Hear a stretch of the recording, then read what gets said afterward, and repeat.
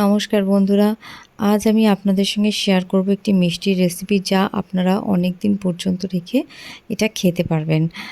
এটা পুলি, শুকনো পুলি বলে এটাকে। এর জন্য দরকার শুকনো নারকেল, এটাকে গ্রেট করে নেওয়া হয়েছে। এর মধ্যে কাজু, কিশমিশ, সাদা তিল আর বেশ কিছু গুড় আর সুজি, এই সবটা নিয়ে ভালো করে মেখে নিতে হবে। যখন সবটা ভালো করে মাখা হয়ে যাবে, এর মধ্যে দিতে হবে 2 চামচের মতন ঘি। আপনারা ঘিটাকে চাইলে স্কিপ করতে পারেন, অসুবিধা নেই। 2 চামচের মতো ঘি দেবেন। আর দেবেন ছোটো এলাচ। ছোটো এলাচটাকে থেতো করে নিয়ে ওর মধ্যে থেকে দানাগুলোকে বের করে, বেশি গুঁড়ো দেবেন না, দানাগুলো যাতে মুখে পড়ে এরকম ভালো লাগে সেরকমভাবে দেবেন, দানাদার থাকে যাতে। সবটাকে এরপরে ভালো করে মেখে নিতে হবে। এটা মেখে নিয়ে কড়াতে আমরা হালকা আঁচে এটাকে একটু নাড়িয়ে নেব। বেশি নাড়ানোর কোনো প্রয়োজন নেই, সামান্য এটাকে আমরা একটুখানি আঁচে জাল দিয়ে নেব। তারপরে এটা আমরা একটা সাইডে ঠান্ডা হতে দেব। আমি এখানে আগের থেকে পুলির জন্য আটা মেখে রেখেছি। আটা ময়ান দিয়ে, ময়ানের মধ্যে আমি সাদা তেল দিয়েছি আর 1 চিমটে খাবার সোডা দিয়েছি।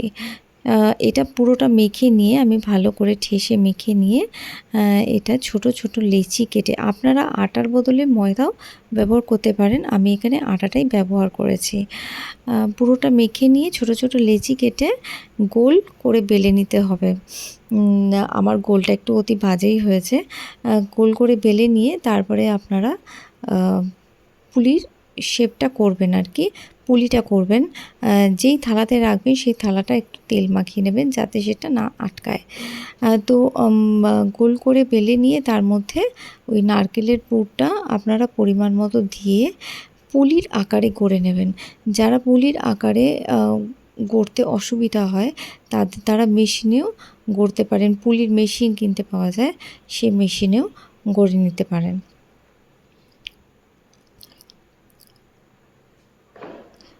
যেহেতু পাতলা করে বেলা হয়েছে, ওই জন্য এটা ফেটে যাওয়ার চান্সেস যাতে না থাকে, এই জন্য বেলুনের মধ্যেই আগে আমি পুরটা দিয়ে তারপরে 4-5টা চেপে নিয়ে তারপরে হাতে নিয়ে তারপরে ওটা সাইড থেকে পুলির আকারে গড়ে নিয়েছি।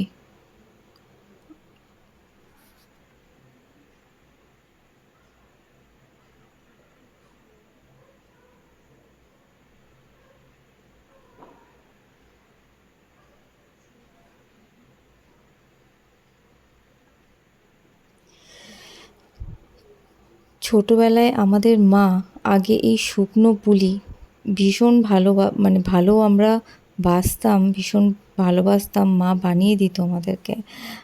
তো এখন যাই হোক, এখন আর এগুলো করা হয় না ট্র্যাডিশনের মধ্যে। তো আমি এরকমভাবে সমস্তটা পুলিগুলোকে সাজিয়ে সুন্দর করে ভাজতে চলে এসেছি। কড়াতে তেল গরম করে নিয়ে ভালো করে তারপরে আঁচটাকে প্রথমে আপনারা বাড়িয়ে একটুখানি গরম করে নেবেন। তারপরে আঁচটাকে কমিয়ে পুলিগুলোকে এর মধ্যে ছেড়ে ভাজবেন। প্রথমে দেওয়ার সঙ্গে সঙ্গে কিন্তু উল্টাবেন না, তাহলে ফেটে যাওয়ার চান্সেস থাকবে। যেহেতু ভেতরে পুরটা পুরোটাই শুকনো, এর জন্য কিন্তু বেরিয়ে যাওয়ার, একটু ফুটো হলেই কিন্তু বেরিয়ে যাওয়ার চান্সেস থাকে। পুলিগুলো 1 পিঠ ভাজা হয়ে গেলে পরে, হালকা করে 1 পিঠ ভাজা হয়ে গেলেই আপনারা আর 1 পিঠ উল্টে নেবেন। হালকা ব্রাউনের থেকে, মানে গোল্ডেন ব্রাউনের থেকে আরেকটু বেশি, আরেকটু ডিপ করে এটা ভাজবেন যাতে একটু কড়কড়ে ভাবটা বেশিক্ষণ বেশি দিন ধরে স্থায়ী হয়। আমি দেখুন এখানে বেশ লাল করে ভেজেছি। তো এটা হয়ে গেলে পরে আপনারা তুলে নেবেন।